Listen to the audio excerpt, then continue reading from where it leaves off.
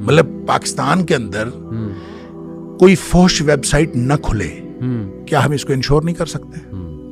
نبی کریم صلی اللہ علیہ وسلم نے جن 3 چیزوں کے بارے میں آپ نے فرمایا کہ جلدی کرنی چاہیے، نماز جب اس کا وقت ہو جائے، جنازہ جب وہ تیار ہو جائے، اور بچہ بچی جس کی رشتے کا بندوبست ہو جائے تو اس کا نکاح کرنے میں، یہ 3 کام ایسے ہیں جس میں جلدی کرنی چاہیے۔ تاخیر کرنا گناہ ہے، اور یہ جب پھر بھی ہم تاخیر کر رہے ہوتے ہیں، رشتے آ رہے ہوتے ہیں، ہم نہیں کر رہے ہوتے، بچوں کے بھی رشتے موجود ہوتے ہیں، نہیں جی ابھی تو بچہ پڑھ رہا ہے، ابھی تو وہ کر رہا ہے، اور اندر اندر کیا کچھ ہو رہا ہے۔ یہ ہے معاشرہ جس میں آپ کسی کے اوپر کوئی اعتماد کر سکیں؟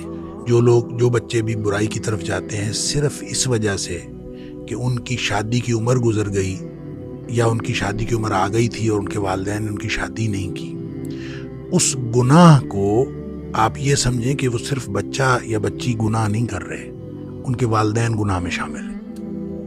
یہ گناہ ان کے والدین کے اوپر ہے، اور ہمارے والدین جو ہیں خاص طور پہ وہ لگے ہوتے ہیں کہ جناب کوئی بات نہیں، ہم کر لیں گے، ابھی بچی جو ہے وہ BA کرے گی، پھر MA کرے گی، پھر وہ PhD کرے گی، پھر کریں گے، بچی کی خواہشات ہیں ہم کریں گے، اور کیا اندر اندر ہو رہا ہوتا ہے وہ ہمیں پتہ ہی نہیں ہوتا۔ دیکھیں نبی کریم صلی اللہ علیہ وسلم نے اس حدیث کے اندر جس میں آپ نے فرمایا کوئی رشتہ آ جائے، بچے بیٹی کا، خاص طور پہ بیٹی کا رشتہ آ جائے، بیٹی بہن کا رشتہ، اور وہ رشتہ آیا ہے، اور رشتہ کیسا ہے کہ نہ آپ نے فرمایا کہ وہ بہت مالدار ہو، آپ نے کیا دیکھنا ہے؟ صرف 2 چیزیں دیکھنی ہیں، من ترضون دینہ و خلقہ، اس کا دین اور اخلاق آپ نے دیکھا کہ وہ اچھا ہے، دین اور اخلاق، بس 2 چیزیں آپ نے دیکھی۔ آپ نے فزوجوہ، اس سے نکاح کر دو اپنی بہن بیٹی۔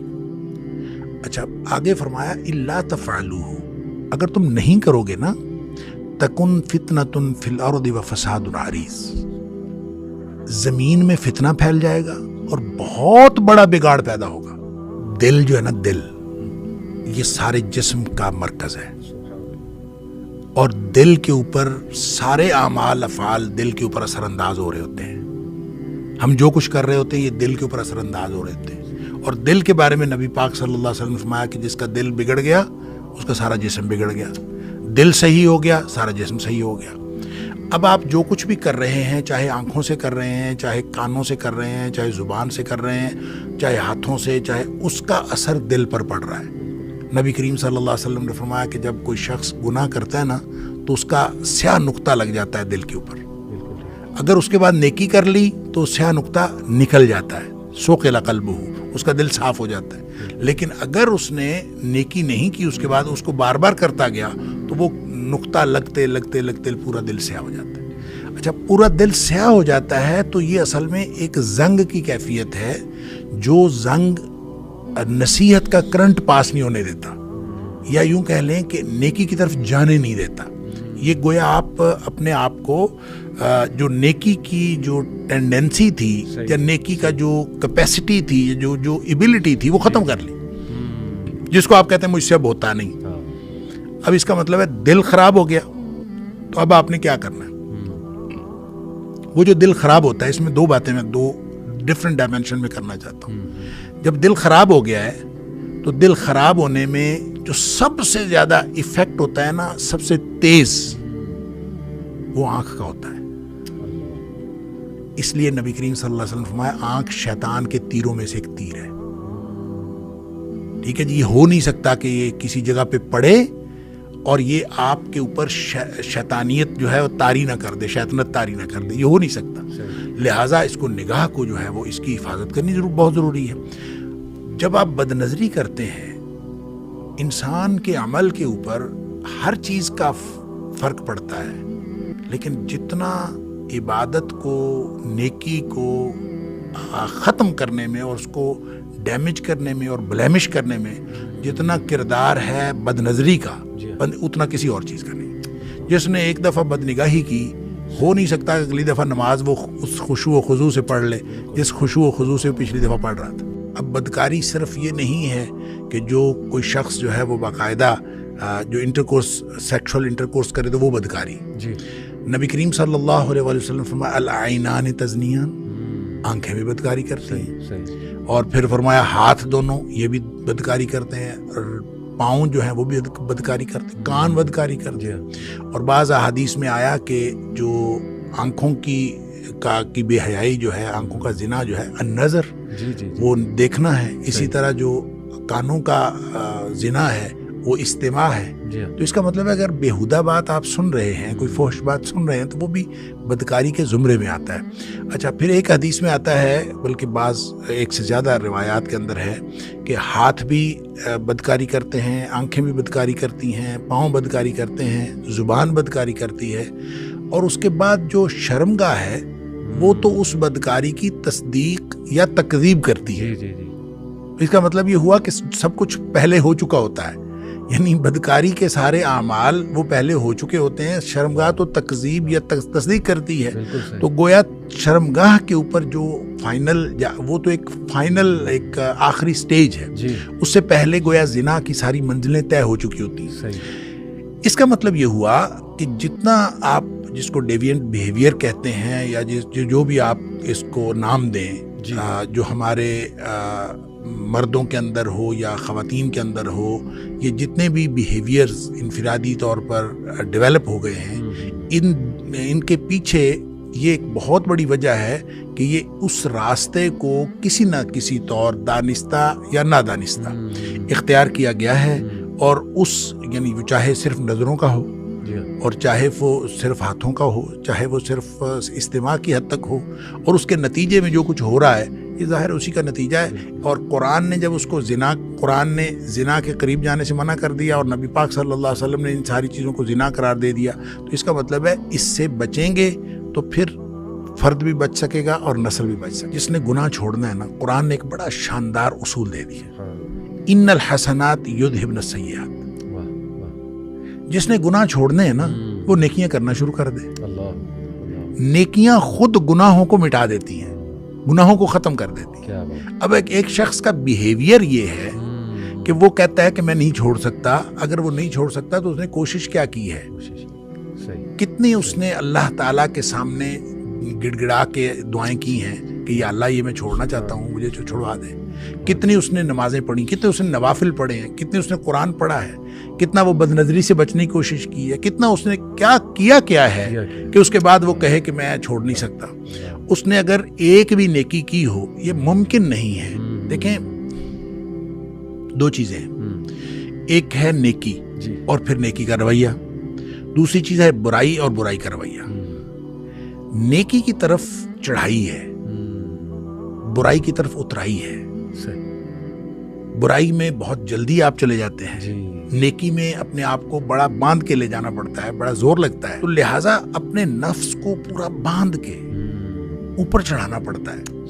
اور اگر وہ کوئی نیکی کی طرف آتا ہے تو یہ ممکن ہی نہیں کہ اس کی طبیعت کے اوپر، اس کے دل کے اوپر، اس کے دماغ کے اوپر اس کے اچھے اثرات نہ ہوں، یہ ممکن ہی نہیں. بالکل صحیح. دوسری طرف اترائی ہے.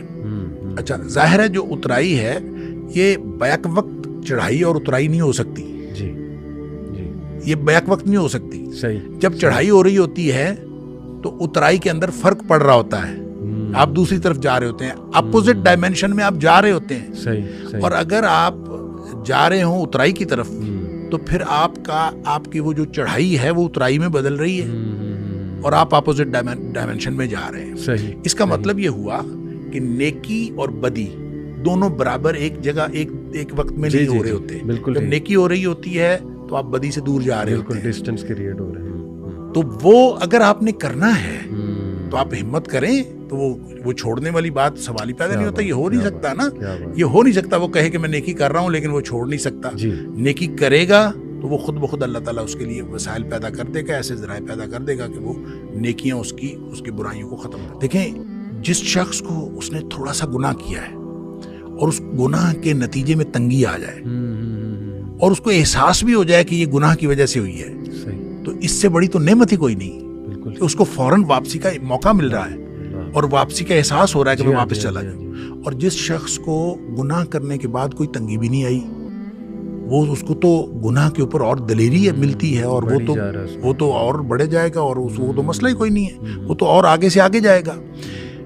جس کو برائی، اچھا، اس کو مہلت ملتی جاتی ہے اور وہ گناہوں میں آگے سے آگے چلا جاتا ہے.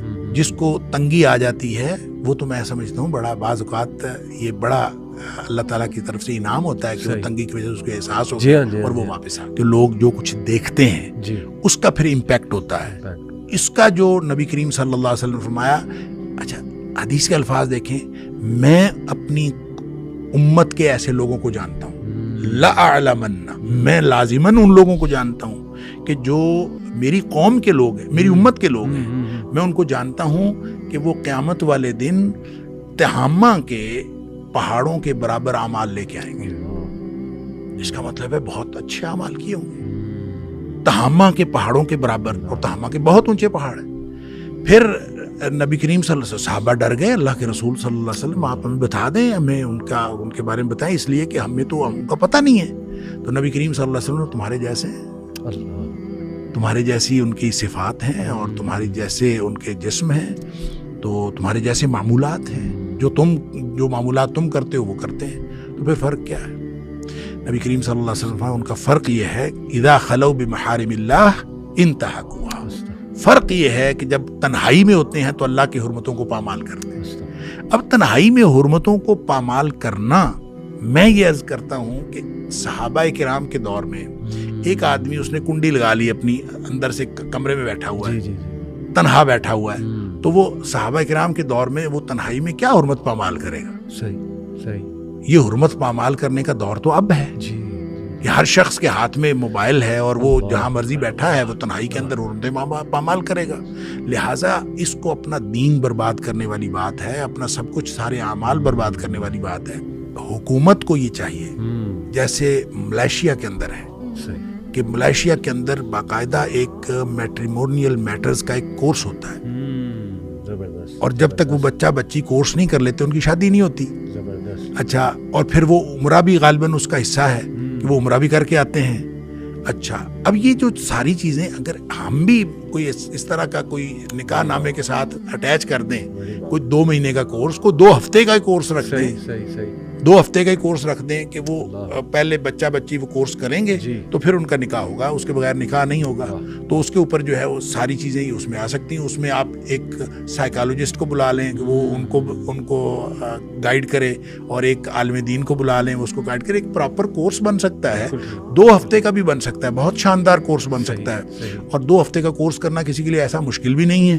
تو یہ اگر حکومت یہ کر دے تو میرے خیال میں یہ بہت بڑی خدمت ہوگی کہ شادی سے پہلے بچہ بچی. دیکھیں مسائل صرف پورنوگرافی کے نہیں ہیں, مسائل اور بھی ہیں.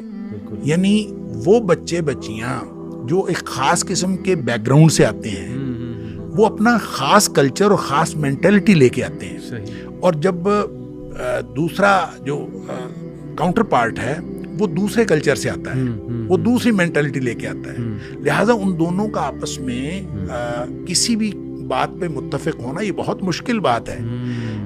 یقین کریں ہمارے معاشرے میں, ہمارے ہی اسی پاکستان کے معاشرے میں ایسے کپلز کو جانتا ہوں جو کئی مہینے ان کو اس بات پہ لگ جاتے ہیں بیوی کو سمجھاتے ہوئے کہ یہ جو باہمی عمل ہے یہ حرام نہیں ہے. صحیح. اور بیویاں سمجھتی ہیں کہ یہ حرام ہے. بالکل. اور بیویاں شکایت کرتی ہیں کہ یہ میرا میاں جو ہے یہ تو بدماش ہے. یعنی ان کی تربیت نہیں ہے, ان کو کسی نے بتایا نہیں ہے. چاہیے یہ تھا کہ ان کے گھر والے بتاتے, ان کی ماں بتاتی, ان کی بڑی بہنیں بتاتی, کسی نے نہیں بتایا. اور میں یہ سمجھتا ہوں کہ یہ دونوں طرف یہ معاملہ ہے, اور اس کو صرف یہ کسی ایڈکشن کی بات نہیں ہے, ادروائز بھی اس کی بہت ضرورت ہے کہ میٹریمونیل میٹرز کے اوپر ایک ورکشاپ رکھی جائے. اور یہ ورکشاپ میں اگر نکاح نامے کے ساتھ اٹیچ کر دی جائے تو پورے معاشرے کا ایک بہت بڑا فائدہ ہو سکتا ہے.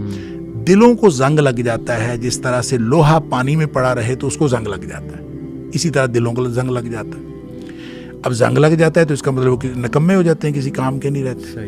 تو صحابہ نے پوچھا ما جلاؤہا یا رسول اللہ صلی اللہ علیہ وسلم, اس کو ٹھیک کرنے کا, اس کو صاف ستھرا کرنے کا کوئی طریقہ ہے؟